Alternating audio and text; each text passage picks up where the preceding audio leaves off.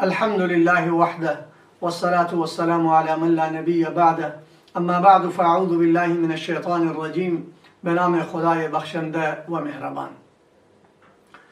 انتهای جز 8 قصه قوم شعیب شروع شد و در ابتدای جز 9 خداوند متعال ادامه این قصه رو بیان می کند که قوم در تمرد و طغیانش و در جهالتشون میخواستن هشدار بدهن و هشدار میدادن، متکبر بودن، از تکبرشون، از غرورشون باز نمی اومدن و برای شعیب علیه السلام گفتن لنخرجنکم من ارضنا او لتعودن فی ملتنا، شما را از اینجا بیرون میکنیم یا برگردید برای ملت خودتون، برای ملت آبا و اجدادتون، با اونهایی که با شما ایمان آوردن برگردین. خب ضابطه خداوند متعال از قومی را که وقتی میخواد عذاب بدهد و یا قومی را وقتی میخواد موفق بکند، فاخذناهم بالبأساء والضراء لعلهم يتضرعون، سختی ها و خوشی ها را بر سرش میارد، نگاه میکند که اینها رو در محک امتحان قرار دادم که اینها نافرمانی منو میکند یا فرمان برداری رو میکند. در نافرمانی خدا عذاب میفرستد و در فرمان برداری خداوند متعال رستگاری و موفقیت رو نصیب اینها میکرد. ذکر داستان فرعون با موسی علیه السلام وقتی با هم در تکلم شدن و در مقابله شدن، فرعون در تمرد خودش و طغیان خودش ساحرین رو خواست که موسی علیه السلام رو شکست بدهد، میدان رو درست کرد، جشن رو درست کرد، ساحرین از طرف این بوده، خرج پول از طرف این بوده، مردم از این بودن و هزاران نفر از ساحرین که به میدان رسیدن. موسی علیه السلام با یک عصای خودش 100% مردم نگاه میکردن که موسی شکست میخورد و قوم موفق میشود، ولی برعکس خداوند متعال اینا رو برعکس کرد. ولا یحیق المکر السیء الا باهله. الله به موسی علیه السلام امر کرد فالقى موسی عصاه فاذا هی ثعبان مبین. در جای دیگر میفرماید کانها جان و در جای دیگر میفرماید فاذا هی حیه.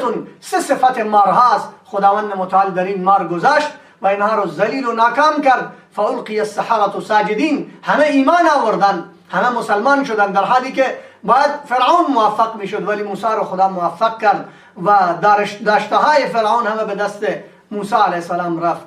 و باز موسی علیه السلام قومش که باز زیاد نافرمان بودن و هرچی براشون نصیحت میکرد قوم قبول نمیکرد، خداوند متعال بر این قوم نافرمان 5 نوع عذاب را فرستاد. فارسلنا علیهم الطوفان، طوفان رو فرستاد، در هر جا گل، بارش، همه مصیبت ها و الجراد. و خداوند متعال بعد از اون بر سرشون ملخ نازل کرد و شپش نازل کرد در لباسهایشون، در سرشون، در غذاهایشون. قورباغه می اومد در غذاشون می افتاد و الضفادع، قورباغه در هر جا، در لباسهایشون، در رخت خوابشون، در اتاقایشون. و دم، آب میخورد، خون میشد، دریاب میرفتن خون، نهر میرفتن خون، همه جا خون بوده ولی توبه نمیکردن. اما در هر بار می اومدن پیش موسی علیه السلام که موسی ما توبه کردیم، ما رو دیگه اشتباه نمی کنیم. موسی علیه السلام باز دعا میکرد، باز قوم همانطوری میشد، قحطی بر سرشون آورد، مشکلات دیگر رو بر سرشون آورد ولی قوم عبرت نمی گرفتن، در حالی که خداوند متعال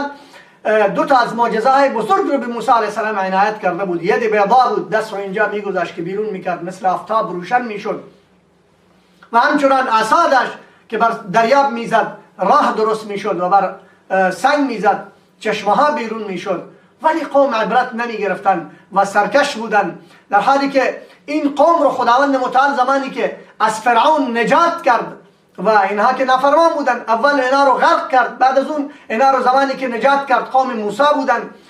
موسی علیه السلام نعمتها رو برای این یاد داد که ای مردم شما این نعمتها رو یاد داشته باشید که خداوند متعال شما رو از غلامی، از بردگی، از بدبختی و از ذلتی که زیر دستای فرعون بودید خدا شما رو نجات داد. پیغمبر اولوالعزم مثل موسی رو برای شما داد و کتاب تورات رو خداوند متعال برای شما داد. شما سرکش نباشید. متاسفانه عهد شکنی میکردن تا اینکه خداوند متعال قوم را که غرق کرده بود و اینها رو گذاشت، اینها به نافرمانی تکرار میکردن و اصرار میکردن. خداوند متعال برایشون گفت که شما شکار روز یک شنبه رو نکنید، ماهی نگیرید.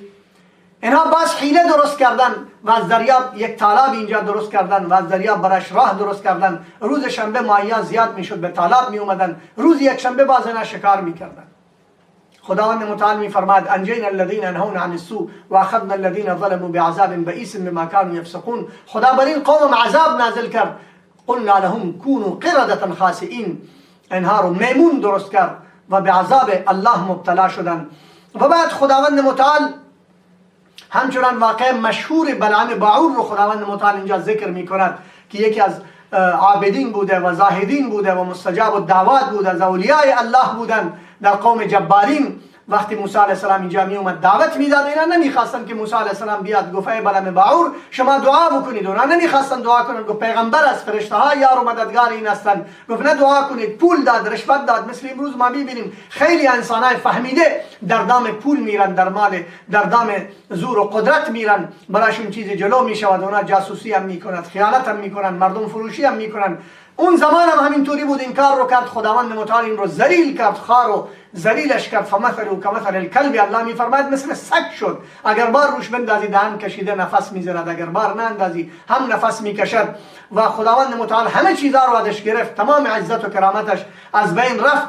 و بعد خداوند متعال ذکر قرآن رو میکند که هذا بصائر من ربکم، این کتاب بصیرت است و این هدایت است و این رحمت است برای کسانی که من رو قبول دارند و بر من ایمان دارند. و در نهایت این سوره هم خداوند متعال یک آیه خیلی زیبایی که در اون یک حکم برای ما معلوم میشه در نماز است. و اذا قرئ القرآن فاستمعوا له وانصتوا لعلكم ترحمون.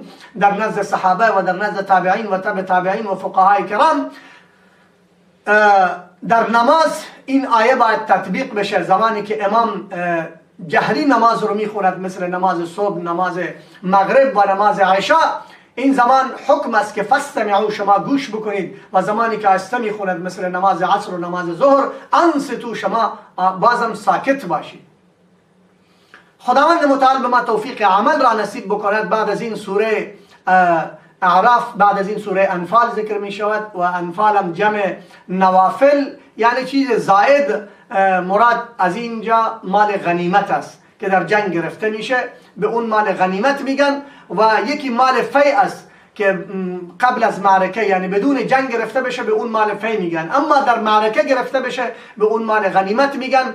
و این مال رو خداوند متعال چطوری تقسیم میکند، این ترتیب رو نشون داد که 4 حصه از مجاهدین و 1 حصه از الله و رسولش، و رسول اصلا اختیار دارد هر طوری که آن را مصرف میکند. و بعد از این صفات مؤمنین را خداوند متعال بیان میکند که انما المؤمنون، مؤمنان کیا هستند؟ اذا ذکر الله، وقتی یاد خدا را میشنوند، وجلت قلوبهم، دلها روشن میشوند، و اذا تلیت علیهم آیاته زادتهم ایمانا، در تلاوت قرآن ایمانشون قوی میشود و صفات ایمانی در وجودشان پیدا میشود. و علی ربهم یتوکلون، بر خدا توکل دارند، تعطل نه.